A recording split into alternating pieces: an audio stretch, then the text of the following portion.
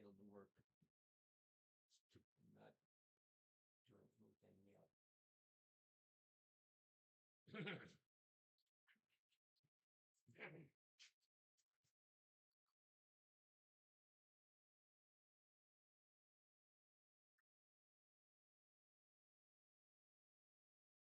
I want to explain to you. Here I am, Fred Stratton de Pollock again, or Stratton Pollock.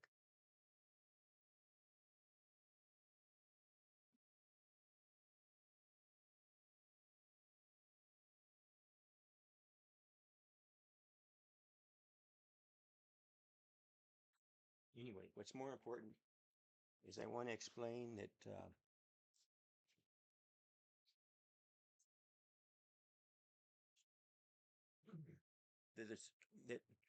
that I got a master's degree in meteorology, and we published a paper, and it's important that you know what paper it is.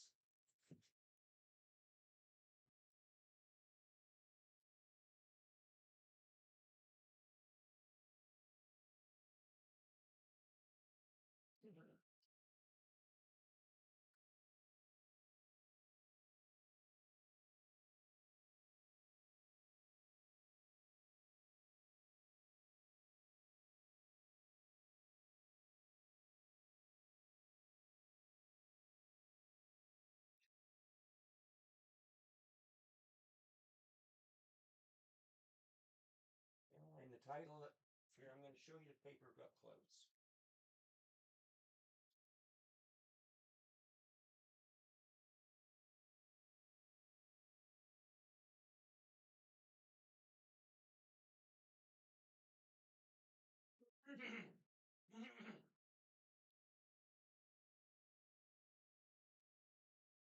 Hopefully you will be able to hear what it is that I'm telling you. And put the audio in because I'm not even sure that this is actually working.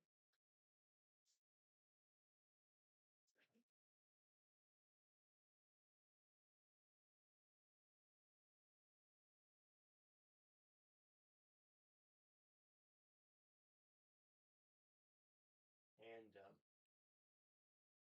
me adjust the volume here because am I speaking here?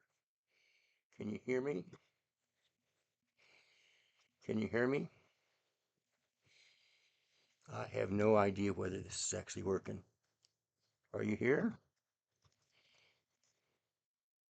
Anyway, I'm going to tell you what it is.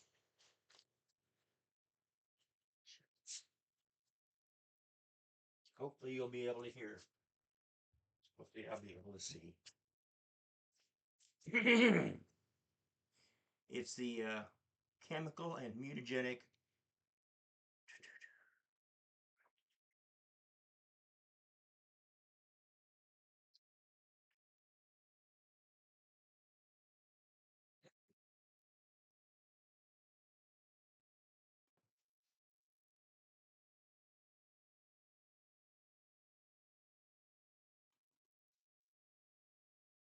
chemical and mutagenic analysis for organic volatile organic compounds sampled in the Raleigh area, 3 different locations.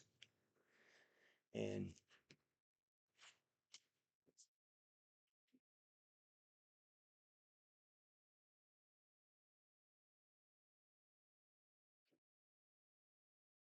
excuse me, at 3 different elevations before, after, and during Hurricane Gordon.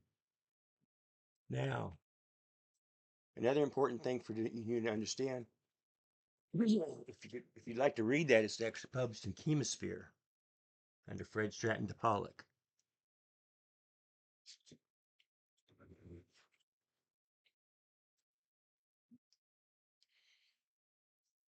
Now remember, the important part of this is for you to understand how ozone, if allowed to go into the atmosphere, is it's O3. That's oxygen with an extra. That's O2 with an extra oxygen, which kind of flying around like different dance partners. Now remember that I'm trying to show you that the most important part for us to understand is that ozone actually blocks sunlight enough that that third oxygen spins around and blocks that sunlight from entering in the atmosphere when it's allowed. But for the past 20 years, we've been putting catalytic converters on our vehicles and other things to decrease the ozone in the atmosphere. We do that by decreasing nitrogen oxide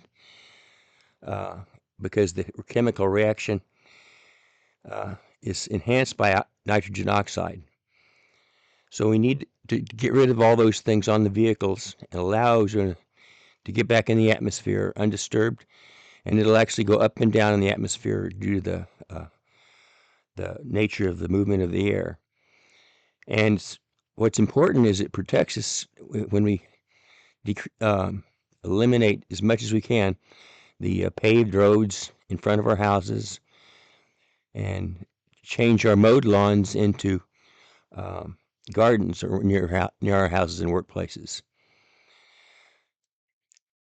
And so then by doing that, we can concentrate on what the harmful parts of the atmosphere, which is the volatile organic compounds that's put in the paper there.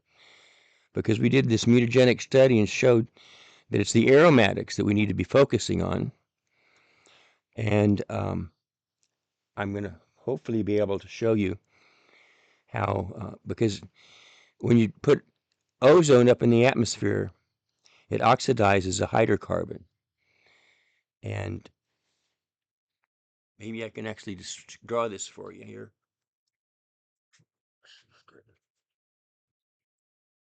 Got this thing falling over. Praise God.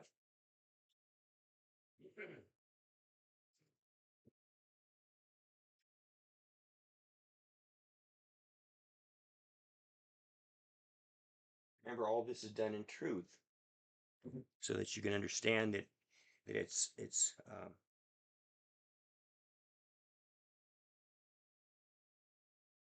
you can trust what I'm telling you.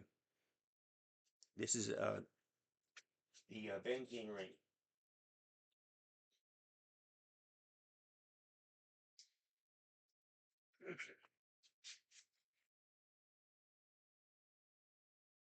And then when hydrogen is when ozone is allowed to get in the atmosphere, like in the upper atmosphere, it attaches to the top for simplicity purposes. And so we could do like OH up here instead of O. And what that's going to actually do, whether it's OH or anything like that, NO, anything like that, it's going to be an orthoperion directing activator. It's going to withdraw electrons from the organic chemical compound at the ortho and the para position. By activating those two positions, it'll actually allow another nitrogen to attach there or even down here. And so once that happens, it becomes, and then you can actually produce an NO here up here. Once you put like enough of these nitrogens on there, then that happens actually by the organic compound going across the United States. And so by doing this, it becomes it's shown to be more mutagenic, especially when going over cities and stuff like that. That's what we should be focusing on. So instead of focusing on the CO2 in the atmosphere, which is, remember, I described earlier, it's It's like using a feather to sweep a room instead of like a broom. And so, let me see if I can get the video thing down so you actually can see a little more. So you're not just staring into the roof of the house. Okay. Then, so that's the important part, that we need to focus on those the harmful chemicals in the atmosphere instead of CO2, which is not a harmful chemical, and it's very ineffective. By decreasing CO2, we're very ineffective as far as reducing global warming. By allowing ozone to formulate and do what I showed you in this, remember when I did this?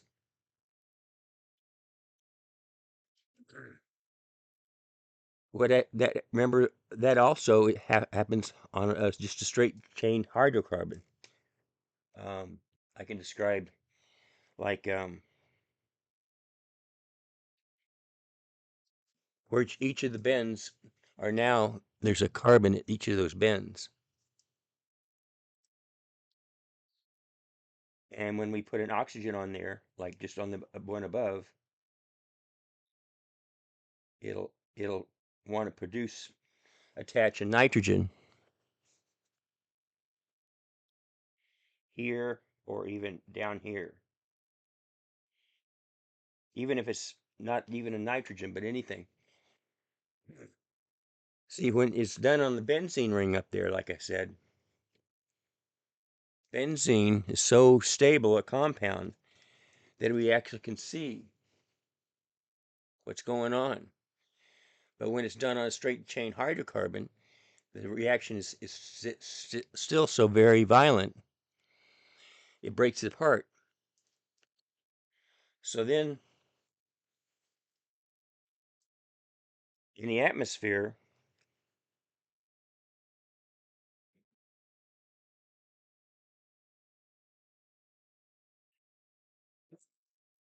consider it like a water droplet like there. There's a lot of water droplets in the air, in the atmosphere. And on top of that water, hydrocarbons are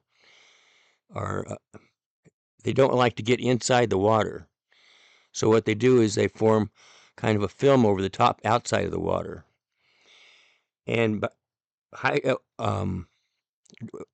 water droplets in the air are actually a little bit acidic. And remember when we had the O3? I'll draw it here.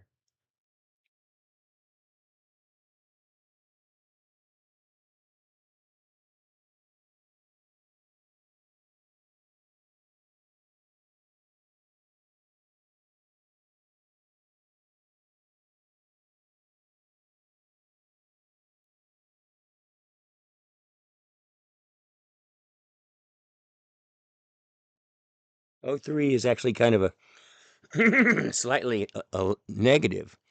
So when ozone is allowed, what it happens is when it's in the upper atmosphere, it can actually attack the hydrocarbon there because it's on the outside of the water droplet, and it's actually drawn to the water droplet because it's net positive, and the ozone is net negative. And so that actually even enhances the atmosphere, the chemical active there than when I just described with earlier. And so then it actually enables it to progress up there in the atmosphere. But when we decrease enough that the ozone in the atmosphere, it doesn't allow it to even work on that straight chain hydrocarbon, oxidize it, and the nitrogen. When it's actually allowed in the atmosphere, it's actually allowed to nitrogenate and break off the hydrocarbon. And then when it comes back down to Earth, it lands on a plant leaf surface. It's like fertilizer because you're putting nitrogen right on top of the plant leaf surface. And so by doing that, we decrease the amount of fertilizer the farmers are putting in the soil, which actually helps with the runoff because we have so much extra nitrogen being applied to waters. It disturbs the water system, and it raises the cost of farming and the crops that you want to buy because they're having to put so much extra nitrogen on the soil because we've stopped this reaction. So the best thing for us to do is get all these catalytic converters and everything and take them off all the vehicles. As I said, allow streets to be having dirt. And I don't mean like in New York City, because there's certain places that just got so much traffic and everything, but if it rained there, it would be kind of a mess. But in most places, you can actually decrease a lot of the pavement in the mowed lawns. Right now, we hardly have any of it, and so it's troubling.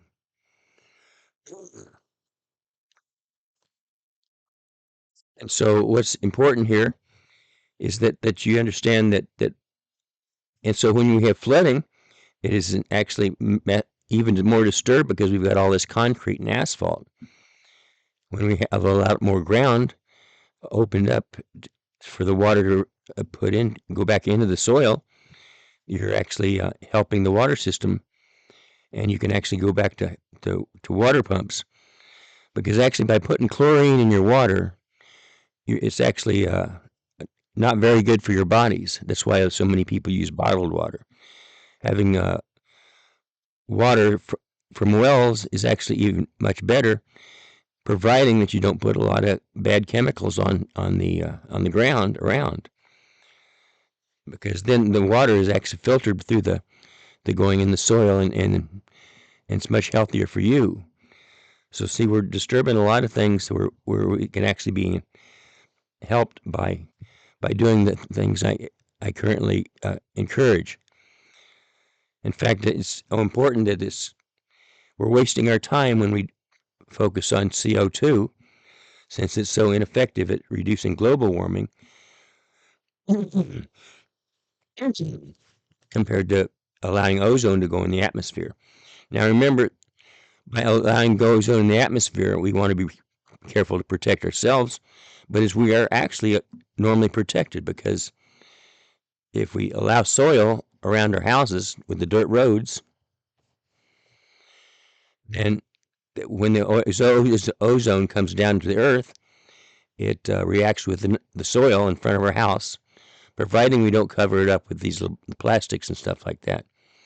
And so remember, as I said earlier, actually when you have a garden and you got there and pull weeds, it's actually releases stress.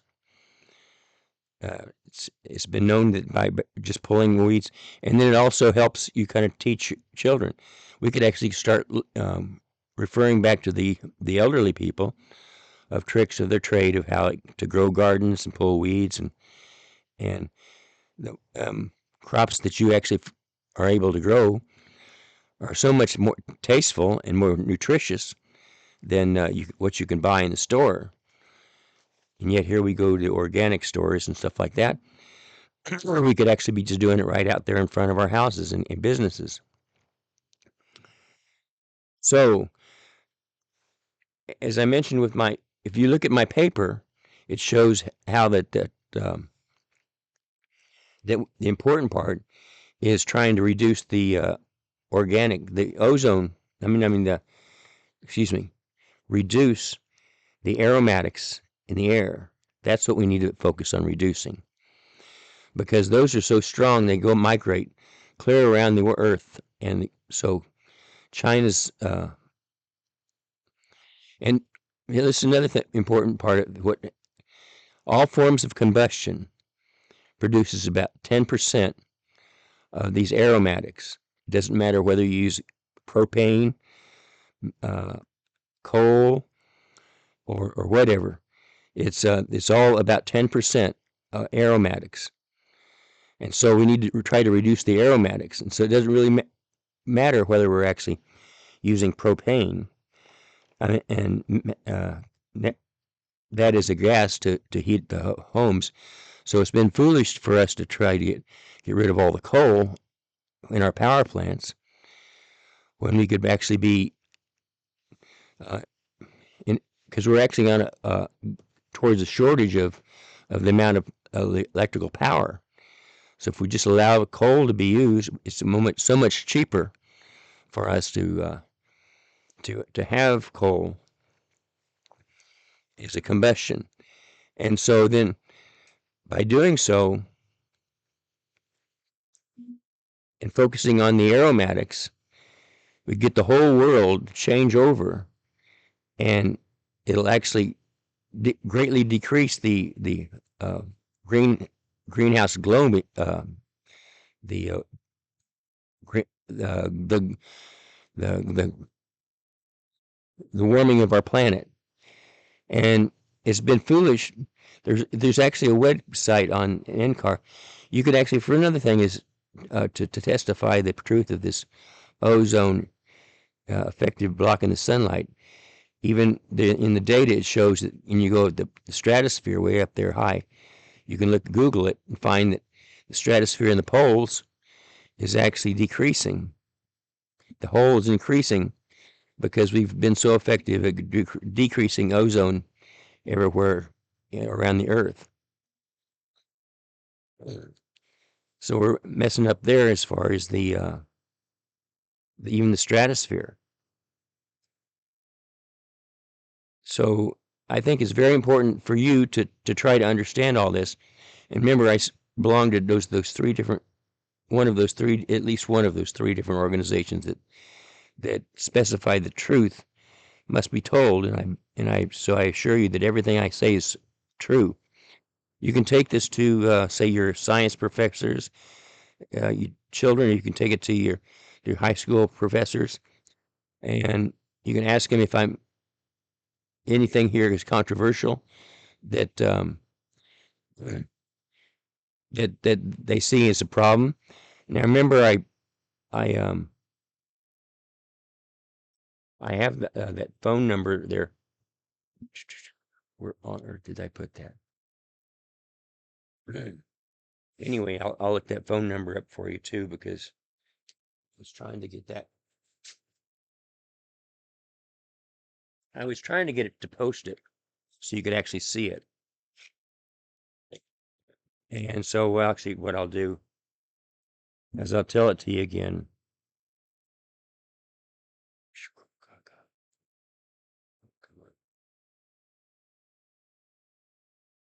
It's area code 540-717-0791.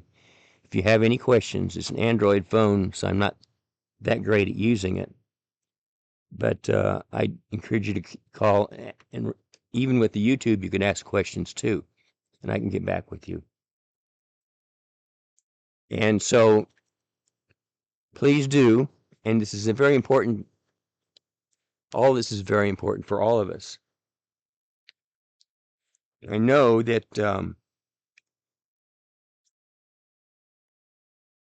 maybe it'd actually be even helpful for me to actually put that there on this board, because sometimes it's hard to for people to understand everything. And if I go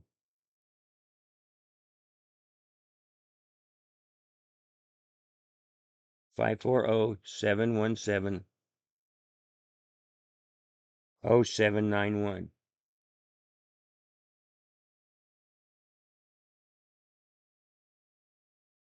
Now I wrote that as on this board.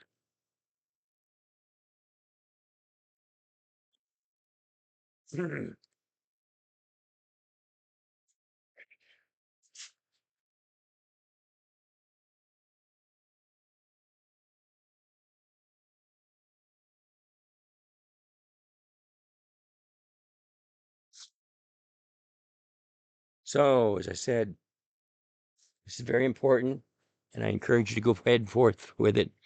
I know it's very hard to make any changes because I've tried to contact different people. And even in my efforts to contact people, like in the EPA, government officials, the news stations, nobody wants to even be bothered by all this kind of stuff. It's kind of a matter of convenience. And so I know it's going to be difficult, but I know you all are also very creative.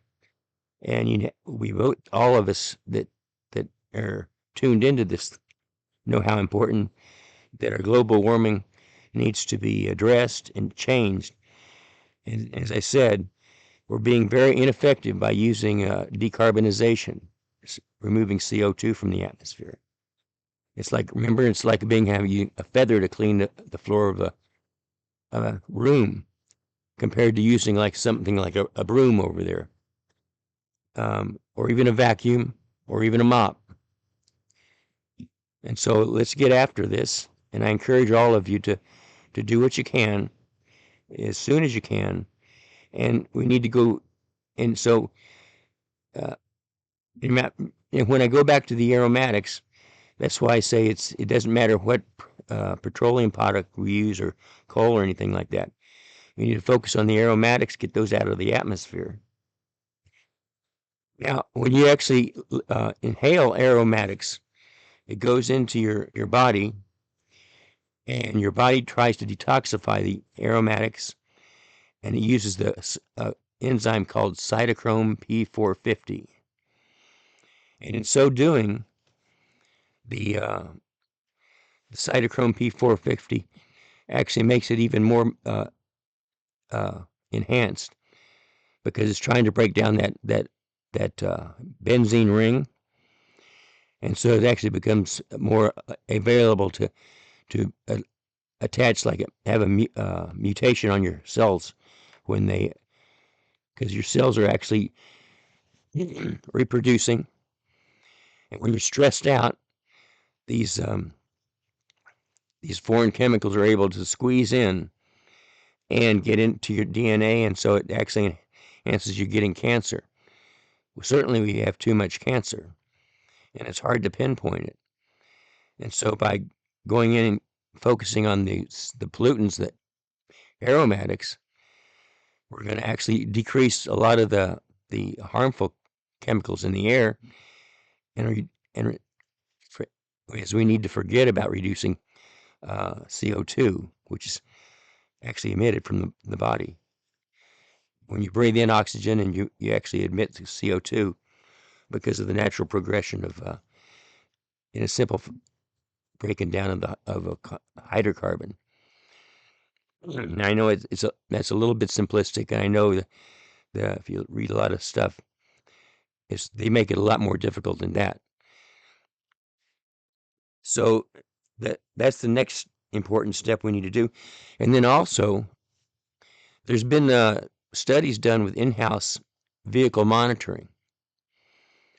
And so it's actually found that when you get a bunch of vehicles going down the road, say if you have 3 different vehicles in each lane, you got 6-lane highway, and you have an inversion day where there's cold air aloft, just even doesn't matter too how cold it is, but especially in the winter, that actually builds up the smog in the air. And so in cities where you have that much traffic, we need to consider having the governments think about regulating in city traffic using EV vehicles, electronic vehicles, or even hybrids would be good. The ICE vehicles are really not, they'd be producing the so much of the pollutant there, and that's not a factor out there in the roads clear across our nation. And hydro combustion ICE vehicles are actually very easily and cheaper to run across our nation. But when we actually go into high congested cities, we need to especially consider having more regulation and having EV vehicles in those areas. And so we need to have the governments kind of work together, all of us together, and kind of regulating and putting. So that's why I say even both of those are presidential candidates are moving to exclude a lot of EVs cheaply made from China. And when our air is the most important part, we need to consider allowing any kind of EV to be made. Those are very tiny vehicles sometimes over there brought in from China, and what they cost maybe a couple thousand or something like that. But when you have high tariffs, of course, it's not nearly that cheap. So that's where we need to have a reconsideration of what our goals and priorities and everything. And so I know it's controversial, but we need to think of our health first. And so that's why I encourage all of you to take all this to heart and try to help us make some changes. And this that should be the conclusion of my my discussion here. And I hope it helps you. And please get back and ask any questions you have. And I wish you the very best. And we certainly want to make a big change in this global warming. And I hope this video works. I'm not that great at doing this stuff, and as you can see, it's almost wanting to just fall down on me anyway. So thank you, and as I said, wish you the very best. Thanks. Goodbye.